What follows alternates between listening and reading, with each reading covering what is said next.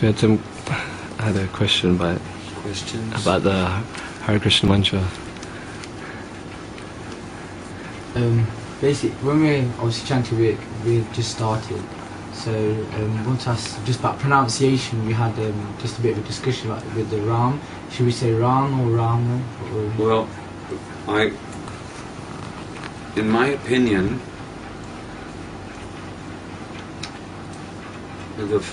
the full Sanskrit pronunciation is Rama. The Bengali pronunciation may be Ram. In Bengali and Hindi also, the M in itself constitutes that akshara. So when you say Ram, the A part of the Ma is understood. So if you say Hare Ram, it's not altogether wrong. You know, in terms of that language. But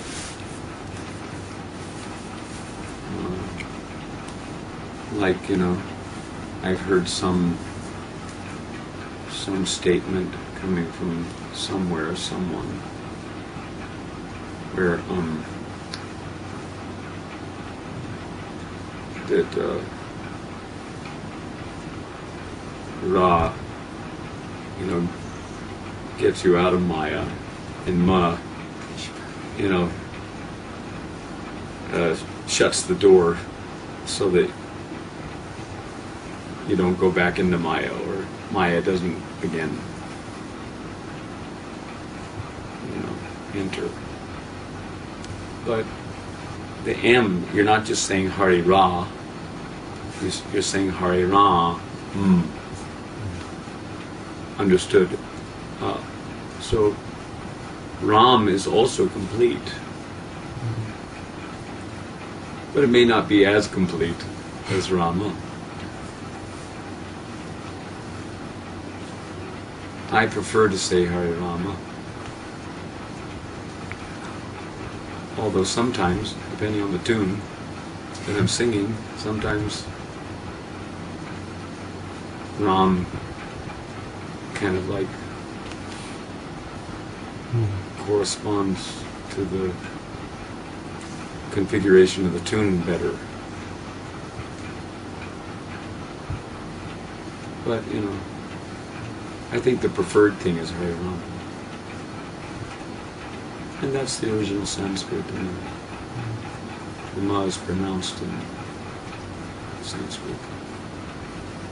In the other languages, the Ma may not be pronounced Hindi or, you know. So, you know, you say, because you do hear a lot, and to be honest, when there's some other tunes that we do that are more Bengali orientated, even myself, I'm a victim of going Ramu. Ramu? Ramu means Rama. Ramo. Some, not all Ramo. Ramo. Ramo. Yeah. Ramo. Yeah. Well, that's, you know, in Bengali they may do like that. You know, they can pronounce the, it's just like they say in Oriya, they say Hare Krishna. Krishna. And here in Braj and other local village areas, they'll say Hare Krishna, Krishna, Krishna, Krishna, or Hare Krishna, Krishna. It's not even Krishna, it's Krishna. But Krishna is also is the same name. Krishna, you can't criticize them saying that they are not pronouncing. You know. They've just turned Krishna into Russian. Krishna. Krishna. Krishna. Even the Kishan. Kishan Lal means Krishna. Kishan. Sometimes you hear Hare Krishna. Yeah, well, you know, that, you know, I wouldn't personally advocate imitating other people's speech defects. I mean, for what purpose? So we can be cooler than thou? Because we have, a certain speech defect, that kind of characterizes us as belonging to a certain ethnic group or something. The name is there in Sanskrit, Hare. Hare Krishna. Krishna. Krishna, Krishna, Krishna, and in Chinese, Kalisina, Kalisina, because they can't pronounce the R. So are we going to criticize them that they're not pronouncing God's name, and therefore they won't get the benefit of calling on the name of God?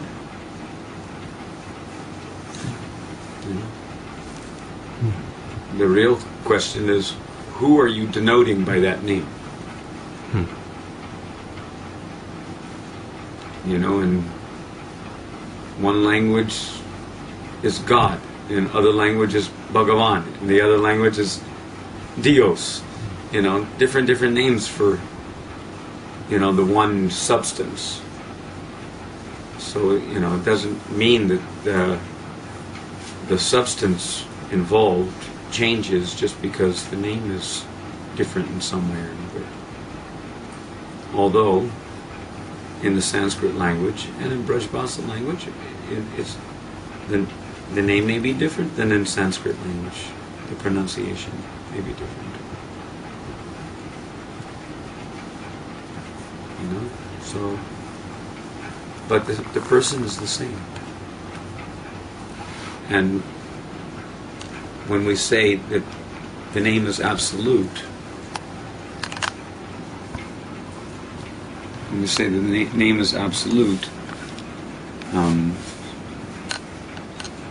therefore the name is non-different from the person, so when I say Krishna, is the person that name denotes going to have a different root than if I say Krishna in terms of the Orion inflection? When I say Krishna, is it that somehow or other Krishna's going to be having a rounder mouth that's going ooh? And, instead of, Krish, Krishna will, if I say Krishna, then Krishna's form of Krishna is going to have a I appearance, and when I say Krishna, the form of Krishna is going to have a U appearance on it, because Krishna and Krishna somehow or other change the form of the personality of Godhead that name is denoting. So when the Chinese say Kalisina, does that mean that, Kalisina, that's 4 syllables. Kalisina. So does that mean Krishna's no longer Tribhanga? He becomes 4-bunga? Charbunga? Kalisina.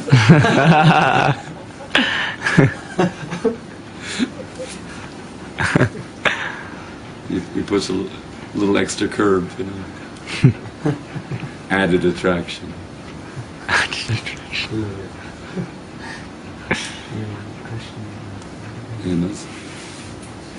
I wanted to question about Kirtan itself. How do you come up with? Is it bona fide, if you like, to just make up your own tunes, or how do you come up with tunes, and how? Can you just you hear a pop song or something, and then you kind of dovetail it to add the Hare Krishna mantra? That's been done before. Hare Krishna, Krishna Krishna, Hare Hare. Yellow Submarine. I mean, there are devotees who do like that. Hare Krishna, Krishna Krishna, Hare Hare. Or Hare Krishna, Krishna Krishna, Hare Hare, Hare Rama, Rama, Hare Hare. I love to see hear you do that kirtan. Christmas stuff. Enjoy my Christmas. I did it one time here in the temple on Christmas Day. Oh, that would be Christmas Day, wow. Uganda style going on. Yeah. But you know. How do you come up with kirtan? Well, the thing is that honestly speaking, since I've come to India more or less to embrace, or at least to learn the culture here, and to learn, I mean, some people might label it as another brand of ethnicity, but there's things about this particular ethnicity, if that's what it is, which I appreciate perhaps more than the sex, drug, and rock and roll culture that I grew up in. And even if we want to say that, you know, Brahms or Beethoven, or that these were more sattvic, I say probably more rajasic, you know, a little less tamasic.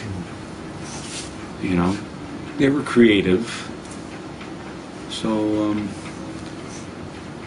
they may be in a higher mode, but as far as the tune is concerned, I don't see them as in of themselves being beyond the influence of the modes of material nature. You know, it might be better to be more sattvic, but Krishna doesn't advocate sattvic bhojan as such. In the Gita, he describes what is bhojan in the mode of ignorance, bhojan in the mode of passion, bhojan in the mode of sattva gun. But and just like he describes sacrifice in the three modes of material nature, but he doesn't say to Arjuna that he should, you know, get himself involved in one of the modes of material nature. He advocates to Arjuna, you know, Triguna, Vishaya Veda, Nistrigunya of Arjuna.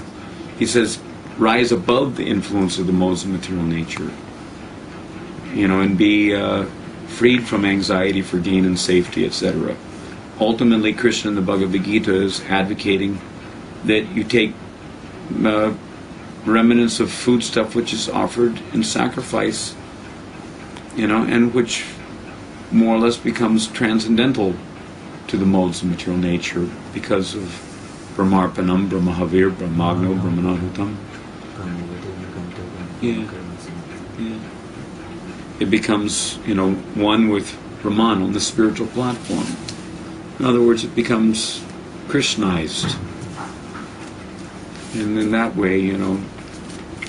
So similarly, you could say that there's different ways of looking at it. You can say that whatever, you know, is offered to Krishna, because it's offered to Krishna, if Krishna accepts it, you know, depending on the sincerity of the offering, and depending on whether he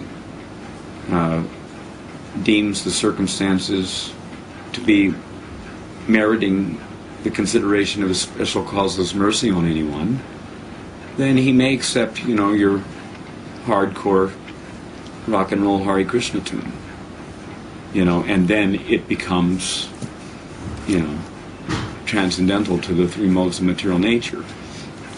In a similar way that, you know, you can say that Arjuna, when he was fighting in the Battle of Kurukshetra, he wasn't exhibiting sattvic qualities of a Brahmin in the sense that, you know, yajan, patan, patan, dan, pratigraha, samo, dhamma, tapat. You know, in certain respects you can say that he was beyond that because, and therefore inclusive of that, in that, as Vishwanath Chakravarti, you know, says that the arrows are the ghee offered in the fire of the sacrifice of the fight, you know, or whatever, however he put it, like that.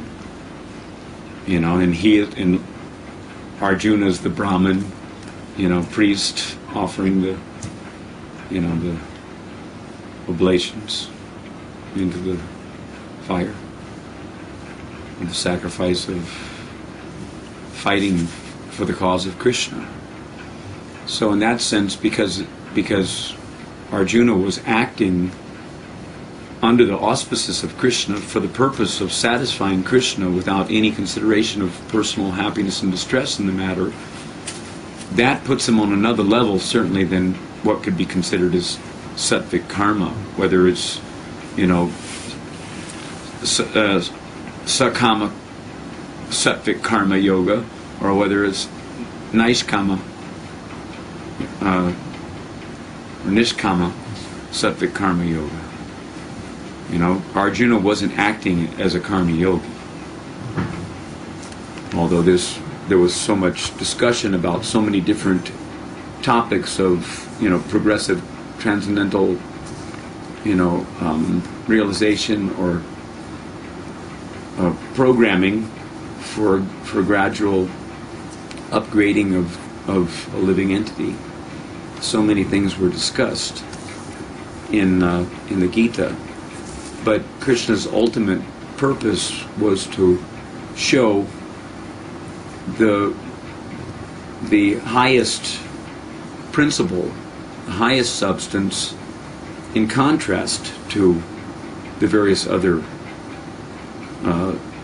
categorical topics of discussion.